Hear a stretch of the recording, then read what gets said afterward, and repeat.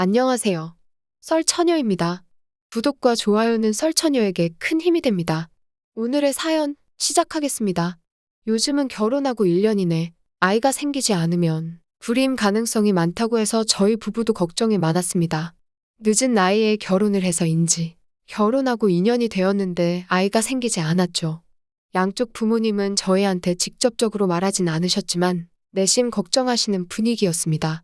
우리 부부는 아이를 위해 해볼 수 있는 건 다 해보자 했고 병원을 찾아가 시험관을 도전하기로 했었습니다. 아이를 가지고 싶어 노력했던 그 시절에 대해 이야기를 시작해보겠습니다. 우선 저희는 시험관을 진행할 병원을 탐색했고 양가 부모님들께 병원 다는 것을 이야기를 드렸습니다.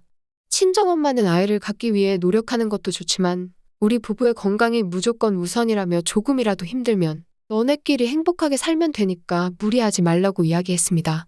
결혼하면 엄마의 마음을 더 이해한다고 했던가요? 엄마가 저를 생각해주는 마음이 와닿아 눈물이 났습니다.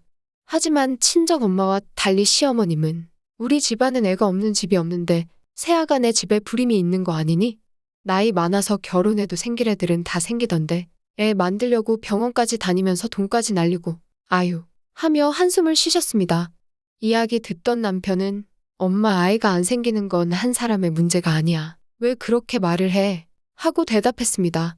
어머님은 속상하니까 그렇지.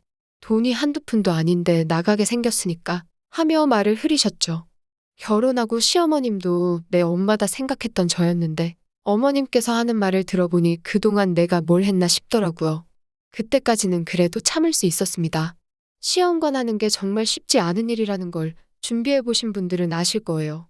몸도 힘들지만 제일 힘든 게 저는 마음이더라고요. 그 중에서도 가장 힘들었던 건 가족들 말에 상처를 받는 것이었죠. 저희 부부는 5번의 시험관 끝에 쌍둥이를 임신하게 되었습니다. 우리 부부는 이 세상 누구보다 행복했죠. 가족 누구에게도 바로 말씀드리지 않고 안정기가 된 후에 말씀드리자고 남편과 상의했습니다. 그리고 저는 아이들의 태교에 집중하고 싶어 일도 그만두었습니다. 제가 일을 그만두었다는 말을 들은 시어머님은 저에게 따로 전화를 하시더니 이야기 들었다. 일 그만뒀다며 병원 다는 것도 비싸다고 하던데 감당이 되겠니? 그리고 나 곧 있으면 칠순이어서 돈 나갈 것도 한두 푼이 아닐 텐데 우리 아들 혼자 일해서 어떻게 칠순을 해주려고 하니? 솔직히 네가 뭐 지금 애가 있는 것도 아니잖니? 일할 수 있는 만큼 해야지. 너무 섣부르게 일 그만둔 거 아니니? 하며 말씀하셨습니다. 어머님은 곧 있으면 본인의 칠순이란 걸 알리려고 전화를 하신 것 같았습니다.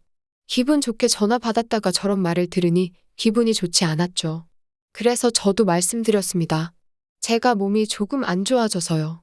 그리고 칠순은 걱정하지 마세요. 그 정도 해드릴 능력은 돼요. 저희 다 상의하고 결정한 거예요. 하며 좋게 말씀드렸습니다. 제 말을 들은 어머님은 그럼 다행이네.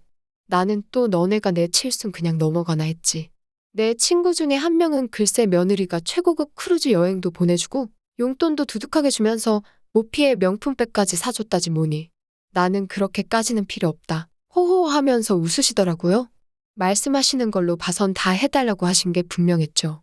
솔직히 저희 시험관 하는 것도 뻔히 알면서 저렇게까지 말해야 하나 싶었습니다. 어머님 친구분은 좋으셨겠네요. 근데 뭐 칠순 선물 같은 건 수준에 맞게 하는 거죠. 그이랑 이야기해보고 다시 말씀드릴게요. 하고 전화를 끊었습니다.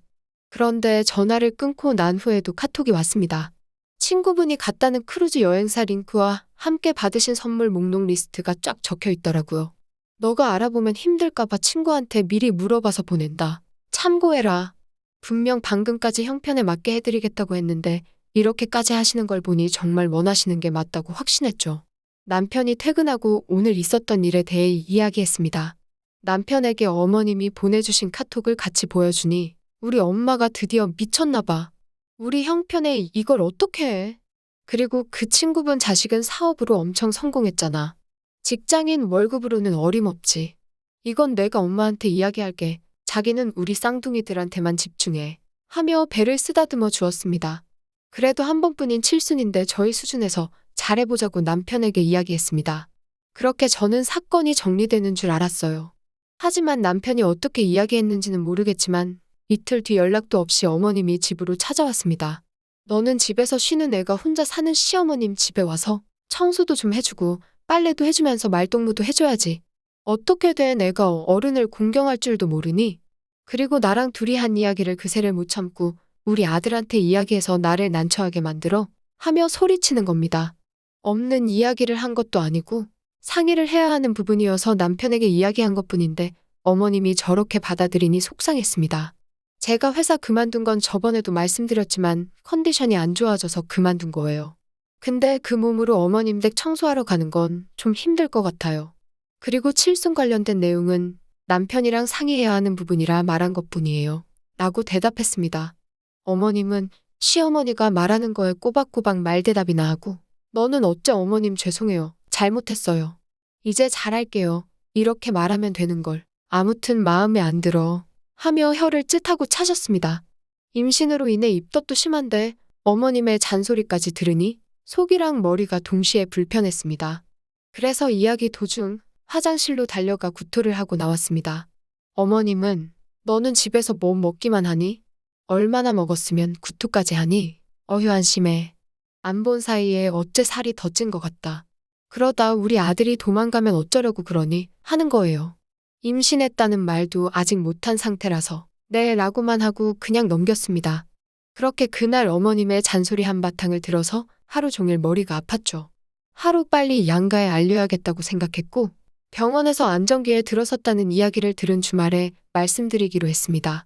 쌍둥이의 성별은 여자아이들이었습니다.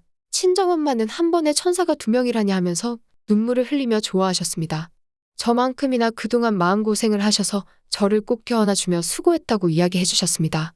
그리고 같은 날 저녁 시댁에 가서 말씀드리는데 어머님은 아유 수고했네. 2명이 한 번에 생기고 잘 되었다. 하며 축하해 주었습니다. 양가 부모님 모두 좋아하시는 모습을 보니 너무 행복했습니다. 하지만 그건 저의 착각이었나 봅니다. 다음 날 시어머님께 전화를 하시더니 오늘 점심에 잠깐 집에 좀 들려라 하셨습니다. 점심밥 같이 먹자고 하는 건가 해서 저는 과일을 사들고 1시간 거리의 시댁을 방문했습니다. 식탁에는 음식은커녕 아무것도 없었고 점심은 드셨어요? 전 아직인데 하고 말씀드렸습니다. 어머님은 지금 밥이 먼저니 우선 앉아봐라 하시며 이야기를 시작하셨죠. 무슨 말이길래 이렇게 진지하지 생각했고 어머님 무슨 걱정 있으세요? 하고 물었습니다. 어제 임신 이야기 듣고 내가 한숨도 못 잤어. 하시는 거죠. 그래서 저는 너무 좋으셔서 못 주무셨어요? 웃으며 대답했습니다. 어머님은 표정이 싹 바뀌시면서 아들이면 좋겠는데 딸만 둘이어서 좀 그렇구나. 솔직히 딸은 대를 잇는 것도 아니니깐 하시며 말씀하셨습니다. 저는 그 말에 제 귀를 의심했어요. 힘들게 얻은 아이들인데 아들이고 딸이 뭔 상관인가요? 그리고 요즘 같은 시대에 대를 잇는 아들이 필요하다는 생각을 하실 거라고는 상상도 못했거든요. 그래서 어머님의 다음 말을 기다렸습니다. 내가 하는 말 기분 나쁘게 듣지 말고 계집애 2명 키워서 뭐하니? 아들 하나면 되는데 이번에 생긴 애들은 얼마 안 되었으니까 중절 수술하는 게 어떠니? 그러고 나서 다시 시험관으로 아들 낳으면 너도 더 좋잖아. 라고 말씀하셨습니다. 어머님의 말은 정말 충격 그 자체였습니다. 힘들게 얻는 아이들을 지우라는 말을 어쩜 저렇게 아무렇지 않게 하시나 했고 저는 그 자리에서 더 이상 듣고 싶지 않아 바로 밖으로 나와 버렸습니다. 제가 아무 말도 없이 바로 밖으로 나오니 계속해서 전화가 왔고 저는 받지 않았습니다. 어머님은 카톡으로 시어머니가 말하고 있는데 휙 나가버려? 넌 어째 매번 예의 없이 행동하니? 너가 그럴 때마다 내가 얼마나 서운한지 알아? 다시는 그런 일 없었으면 좋겠구나. 며느리가 시어머니 이야기하는데 그런 행동하면 남들이 보면 뭐라고 하겠니? 시어머니 무시한다고 너 욕먹어? 나니까 참는 거지. 그리고 오늘 내가 한 말 잘 생각해봐라. 다 널 위해서 하는 소리다. 그리고 한번 생겼으니까 다음에는 더 잘 생길 거다. 하는 겁니다.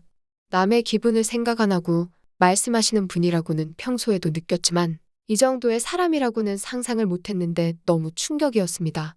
저는 답장은커녕 그냥 핸드폰을 꺼버렸습니다.